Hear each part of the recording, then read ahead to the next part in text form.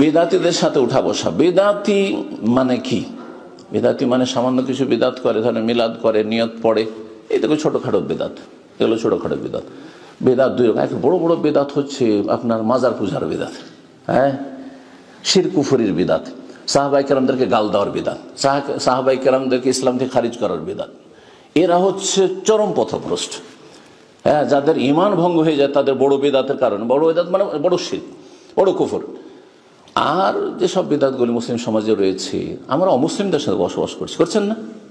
অমুসলিমদের সাথে আমাদের কোনো সেন্টার পয়েন্টে কোনো জায়গাতে মিল পাচ্ছেন না। আমাদের কিবলায় তারা বিশ্বাসী না, আমাদের রবে বিশ্বাসী না, আমাদের কোরআনে বিশ্বাসী না, আমাদের রসুলে বিশ্বাসী না, এগুলোর এহতারাম সম্মান। তারপরে তাদের সাথে সহাবস্থান করছেন, তাদের সাথে চলাফেরা করছেন, লেনদেন দুনিয়া করছেন। সুতরাং আপনাকে বেদাতিদের সাথে ওইভাবে চলতে হবে না, অবশ্যই সুসম্পর্ক রেখে চলতে হবে। কখনো এমন তর্কে জড়াইতে হবে না, এমন আপনাকে রেসারেসি আর ঝগড়ার মতো পরিস্থিতি তৈরি করতে হবে না ধর্ম নিয়ে, হ্যাঁ, যে যাতে মানুষের সাথে বসবাস করা মুশকিল হয়ে যায়, এটা মোটেই জায়েজ নয়। দেখেন সালাফে সালেহের যে উক্তিগুলি রয়েছে, বেদাতিদের সাথে বসতে হবে না, সেটা হচ্ছে এমন বেদাতি যে বেদাতের দিকে আহ্বান করে, হ্যাঁ, যে অনেক মানুষকে পথভ্রষ্ট করছে, তাহলে বেদাতি মোল্লা তাদের নেতৃত্ব দিচ্ছে, আর তারপরে বহু মানুষকে বিভ্রান্ত করে রেখেছে, গুমরাহ করে রেখেছে। তাদের থেকে দূরে থাকতে, তাদেরকে যদি সম্মান করেন, হ্যাঁ, তাহলে মানুষের জনসাধারণ পথভ্রষ্ট হয়ে যাবে।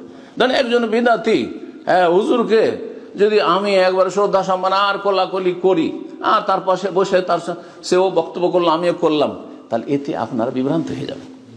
তাহলে তো ওনাদের তো একসাথে আন্তরিকতা দেখছি, তাহলে আমরা কেন তাদের, হ্যাঁ, তারাও তো কিছু ভালো কথা বলে, এই ফেতরায় পড়ে যাবেন আপনি। কিন্তু যারা সাধারণ মানুষ, আমি সাধারণ জনগণ, তারা মোটা খায় মোটা বোঝে, তাদেরকে যদি একটু আল্লাহ এবং রসুলের কথা ভালোভাবে সুন্দর করে উপস্থাপনা করেন, পেশ করেন, সহজে কবুল করে নেবে। এই বিদাতি মোল্লাগুলো যদি বাধা না হইতো, দায়ীলা দলাল যারা যদি এরা বাধা না হইতো, তাহলে তাদের সাথে ওই রকম আচরণ করবেন, যে আচরণ করবেন যারা ফিতনা করে মানুষ বিভ্রান্ত করেছে তাদের মতো। এক। দুই নম্বর আরেকটি বিষয় রয়েছে যে আপনি কোন সমাজে বাস করছেন, সেখানে মেজরিটি বিদাতি আর অল্প কিছু সহিহ সুন্নাহর অনুসারী, নাকি অধিকাংশ লোকেরা কোরআন সুন্নাহর অনুসারী সালাফদের যুগের মতো। যেই কথাগুলি সালাফেরা বলেছেন তখনকার যুগে হাতে গোনা 2-4 জন বেদাতি, আর সবাই কোরআন সুন্নাহর অনুসারী। আর এখনকার যুগে হাতে গোনা কয়েকজন সহিহ আকীদা, সহিহ সুন্নাহর অনুসারী, আর বাকি সবই শিরক বিদআতে লিপ্ত। তাহলে কাকে নিয়ে চলবেন আপনি? বুঝতে পেরেছেন? সুতরাং সবগুলি কথা সালাফদের যে কোনো পরিস্থিতিতে ফিট করবে না, পরিস্থিতি হিসাবে ফিট করতে হবে। হ্যাঁ, স্থান এবং সময়কাল আর অবস্থার পরিবর্তনে আপনার দিনই বেশ কিছু মাসাইলে পরিবর্তন হইতে পারে। এই কথাটি বোঝার জন্য কিছু ইসলামের জ্ঞান লাগবে।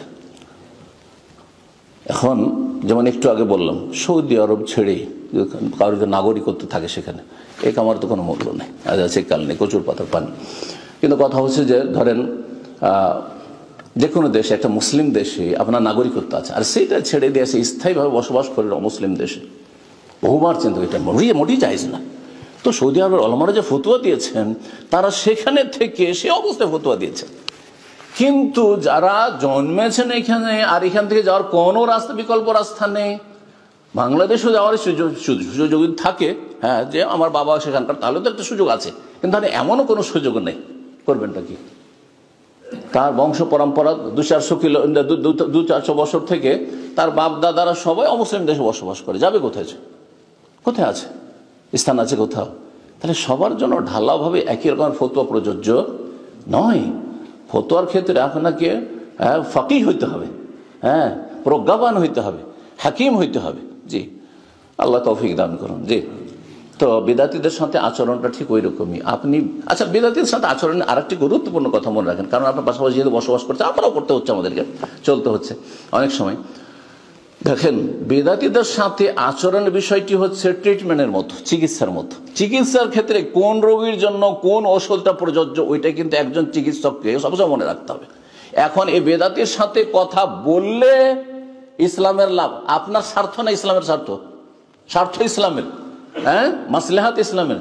ইসলামের লাভ ওদের সাথে চলাফেরা করলে না ওদের সাথে সম্পর্ক ছিন্ন করলে, এটা আপনাকে অবশ্যই দেখতে হবে আগে।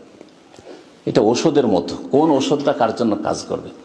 একজন আপনার ছোট ভাই, আর সে বেদাতকে আঁকড়ে ধরে আছে, আর আপনার দুনিয়ার সব কথা শুনছে, একটা তার সংসারের কাজ, পারিবারিক কাজ, বিয়ে শাদী হবে না, সুখ দুঃখ চলবে না আপনাকে ছাড়া, আপনাকে মানে, হ্যাঁ আপনি বাবা আর ছেলে বেদাতি, হ্যাঁ বলবেন যে বেদাতির সাথে চলতে হবে আজকালকার জামানা, না ওর সাথে সম্পর্ক ছিন্ন করেন, যে তোর সাথে কোনো কথা বলবো না তুই যদি সোজা না হবে। কিন্তু ধরেন বেদাতি একজন প্রভাবশালী মানুষ, এখানে বেদাতিরা সংখ্যাগরিষ্ঠ, বিদাতি ধরেন এখানে তারাই আসলে এখানে আধিপত্য কায়েম করে আছে, আর আপনারা দুই চারজন কয়জন হয়েছেন আর বলছেন আমরা পাক্কা সালাম হয়েছে, না এদেরকে সালাম দেবো না, এদের সাথে কথা বলবো না, এদের সাথে বসবো না, এটা ট্রিটমেন্ট হলো না, এটা চিকিৎসা হলো না। এই জন্য এটি এলাজের মতো করে নিতে হবে, যে এলাজ কোনখানে কোন রোগের জন্য, কোনটা প্রযোজ্য। আল্লাহ যেন বোঝার তৌফিক দান করেন।